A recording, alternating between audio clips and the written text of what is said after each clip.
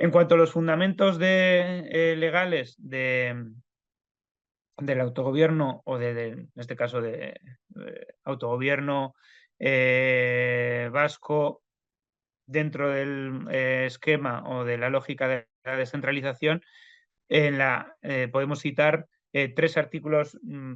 más relevantes dentro de la Constitución francesa de 1958. Y voy a referirme a la redacción actual y vigente de la Constitución de 1958, porque a diferencia de la Constitución española, que desde 1978 no ha sido modificada más que en dos ocasiones, muy puntuales y obligadas por circunstancias políticas que tienen que ver con la integración europea, la Constitución francesa se ha modificado, como es el caso de todas las constituciones de Estados europeos, con total normalidad, muchas más veces. Creo que hasta 25 o 26 veces se pueden contar que se ha modificado la Constitución francesa en 1958, la última en 2008. Y actualmente se está hablando de volverla a modificar para otorgar un mayor régimen de autogobierno en este caso, a Córcega, a la isla de Córcega, que es la que tiene uno de los movimientos más importantes reivindicando este tipo de autogobierno. Pero bueno, a lo que íbamos, la vigente Constitución, la redacción actual de la Constitución de 1958, tenemos por un lado el artículo primero, donde Francia se identifica como república indivisible. Aquí vemos que como unas constituciones se copian a otras, en este caso la española copiando la francesa y su expresión, laica, democrática, social, pero que ya en el artículo 1 establece que tiene una organización descentralizada, que podemos ver aquí en verde el inciso final. Aunque la soberanía pertenece también al pueblo, en este caso no, la soberanía nacional pertenece al pueblo, no se califica como francés, pero la propia expresión dice que ninguna parte del pueblo, ninguna sección del pueblo, ningún individuo se la puede atribuir unilateralmente o individualmente su ejercicio, con lo cual la soberanía debe ser ejercida por todo el conjunto de ciudadanos y de personas que integran la nación francesa. Eso es lo que dice la Constitución francesa, a través de sus representantes o por la vía de referéndum. Vemos que la expresión que utiliza el artículo 3 es más completa que la que usa el artículo 2 y no hace tanto hincapié en la indivisibilidad, indisolubilidad de la nación francesa como si hacía la española. Y el siguiente referente que tenemos es el artículo 72, que habla de las colectividades territoriales de la República, que son las comunas o municipios, los departamentos, las regiones y las colectividades que tienen un estatuto particular y las colectividades de ultramar. Claro, tengamos en cuenta que Francia tiene todavía colectividades de ultramar, las antiguas colonias, Guadalupe y otras sobre las que sigue teniendo soberanía. Esas colectividades territoriales tienen la vocación de tomar decisiones para el conjunto de sus competencias, siempre que puedan esas decisiones tomarse mejor a su propia escala, a una escala menor y más adaptada a las circunstancias que viven. Eso dice también el artículo 72 y es lo que sostiene el esquema de la descentralización. Me ha llamado la atención también, no lo conocía, esa expresión del párrafo tercero que prevé la posibilidad de que en algunos casos determinados, a título experimental y por una duración limitada, y cuando la ley o el reglamento lo prevean, esas colectividades podrán eh, derogar, limitar la aplicación de leyes y reglamentos estatales dentro del territorio sobre el que tienen competencia. bueno, es una posibilidad interesante que nos viene a recordar, por cierto, el esquema tradicional de los fueros vascos que hablaban o usaban la expresión que se obedezca pero no se cumpla. Se mantiene el reconocimiento de que es una ley, pero se deroga puntualmente y no se aplica en el caso vasco. Y es también lo que se da o el esquema que sigue el concierto económico, que no aplica las leyes tributarias españolas, sino que en este caso pues se excepciona la aplicación de esas leyes estatales para aplicar la ley o las normas forales tributarias vascas. Este tipo de exenciones o excepciones a la aplicación de la ley estatal se da también en otros casos de leyes estatales y son lo que llamamos las cláusulas de excepcionalidad foral, aquellas cláusulas que la ley estatal española incluye normalmente en las disposiciones finales para excepcionar su aplicación en el País Vasco en determinadas circunstancias. Pues hablamos de la ley de bases de régimen local o podríamos hablar de otras serie de leyes estatales que puntualmente excepcionan para respetar las peculiaridades forales y el régimen de autogobierno foral excepcionan su aplicación en el territorio vasco-navarro. Este artículo 72, creo que era, sí, 72 de la Constitución en el caso francés, cristaliza en una serie de leyes que se agrupan dentro del Código General de las Colectividades Territoriales y establece la regulación de las comunas, la ley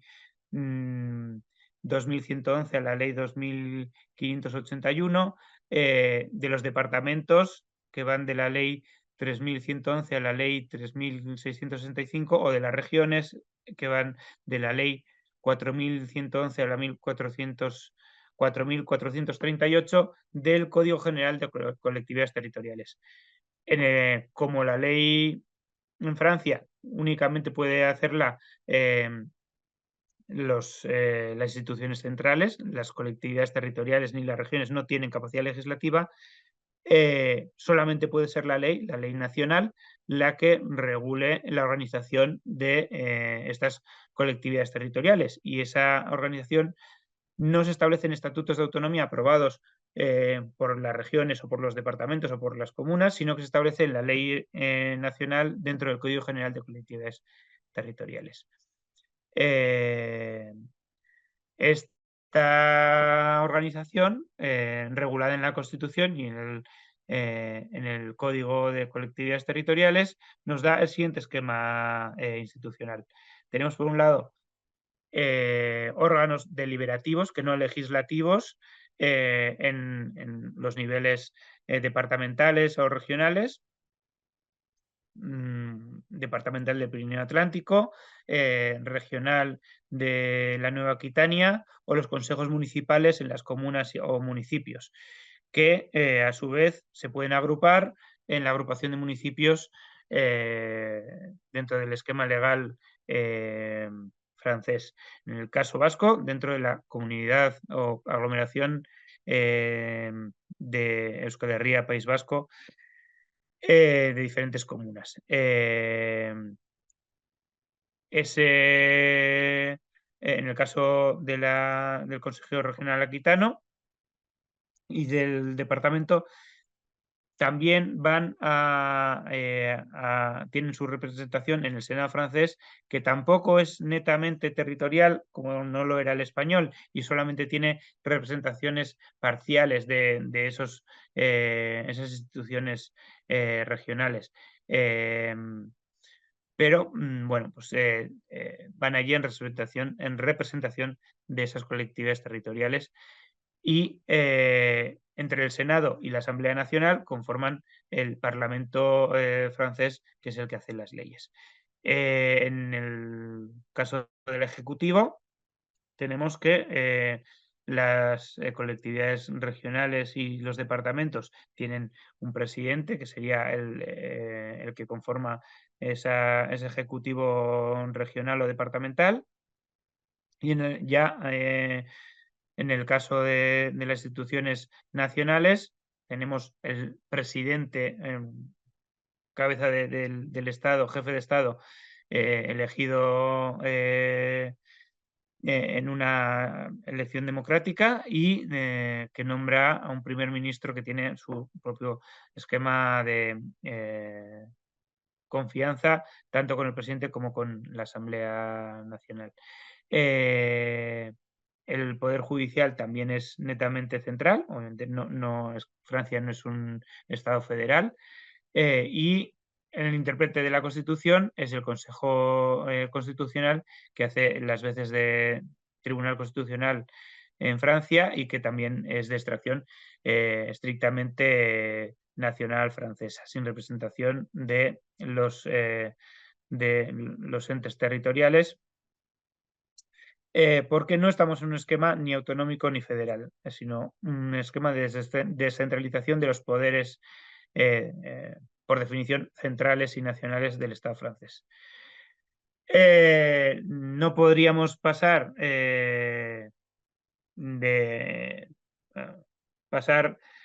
o dejar aquí la explicación del autogobierno en el País Vasco sin hacer referencia a una evolución que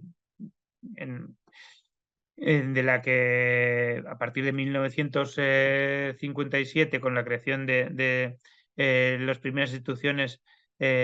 comunitarias, la CECA y la Comunidad del Carbón y el Acero y la Comunidad Económica Europea, añade un nuevo nivel democrático del que no nos podemos actualmente desentender. Esas instituciones que forman el germen de lo que luego será la Unión Europea, inicialmente conformada por 6 estados: Alemania, Francia, Bélgica, Países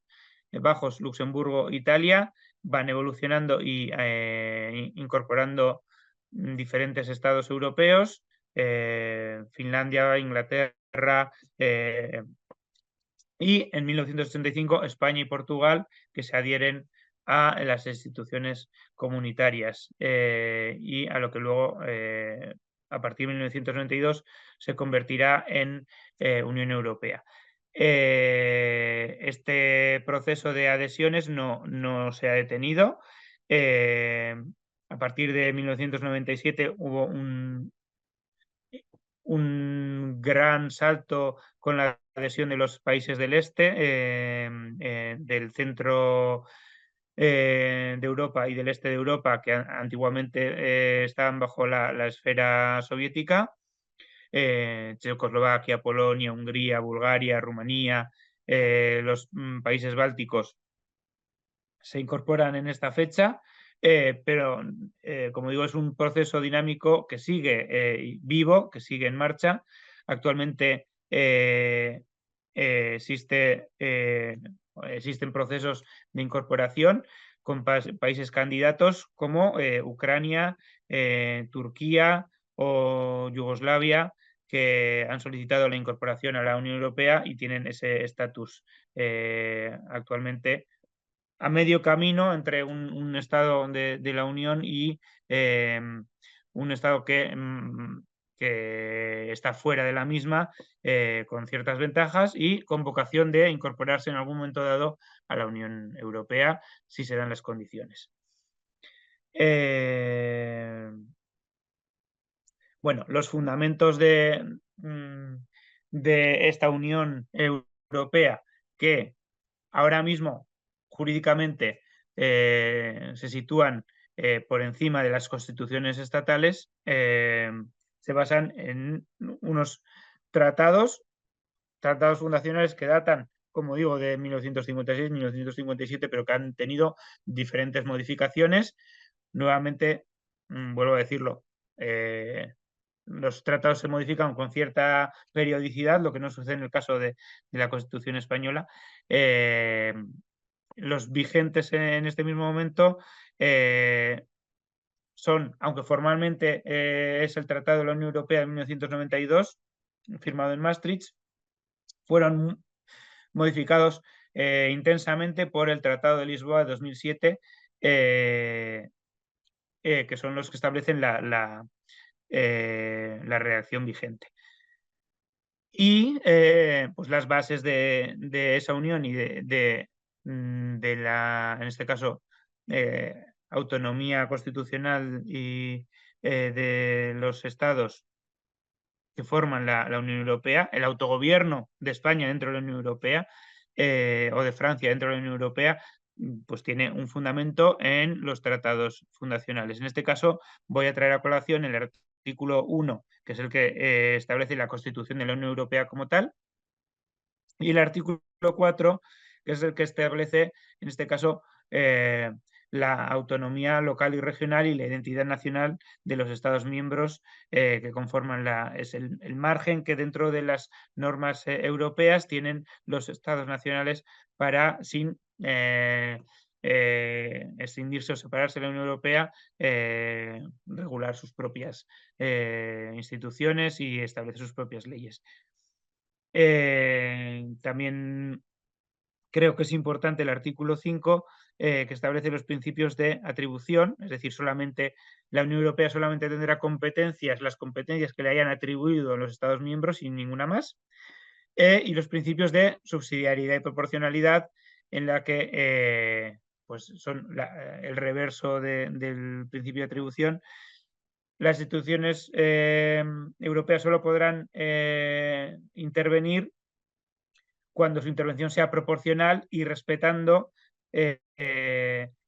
esquema de subsidiariedad en virtud del cual siempre que una decisión pueda adoptarse mejor a un nivel inferior, no será necesario adoptarla a un nivel superior.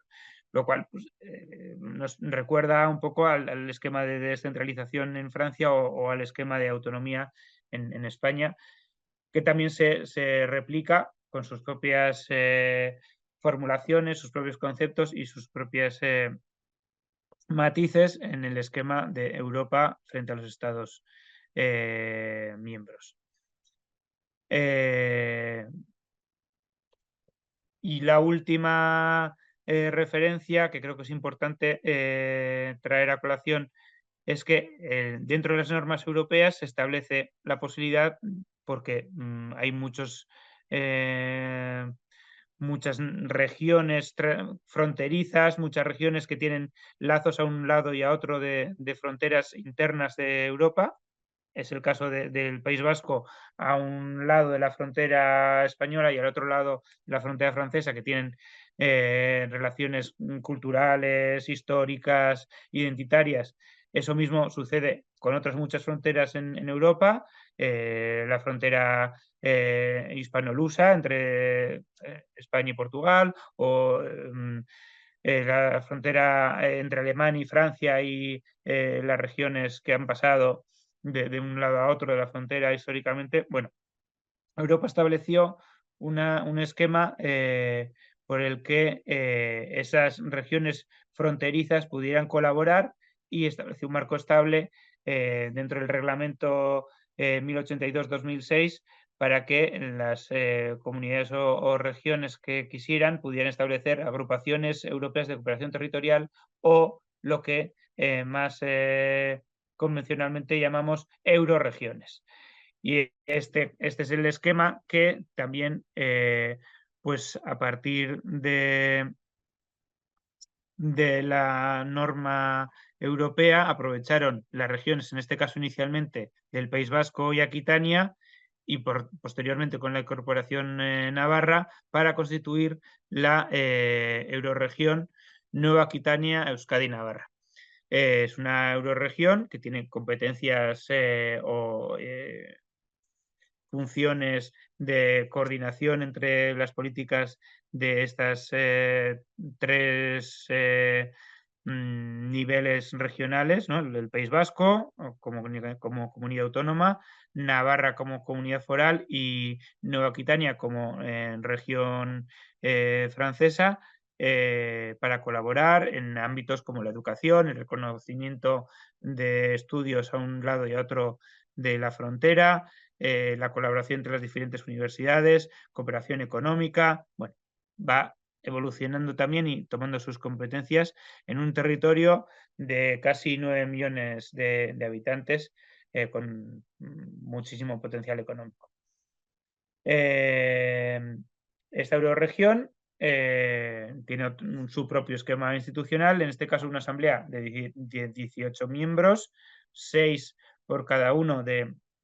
los territorios, 6 por el País Vasco, 6 por Nueva Aquitania, 6 por Navarra, y un consejo de 6 miembros. La asamblea sería deliberativa, el consejo sería más ejecutivo, en este caso con un reparto de a dos del País Vasco, 2 de Navarra, 2 de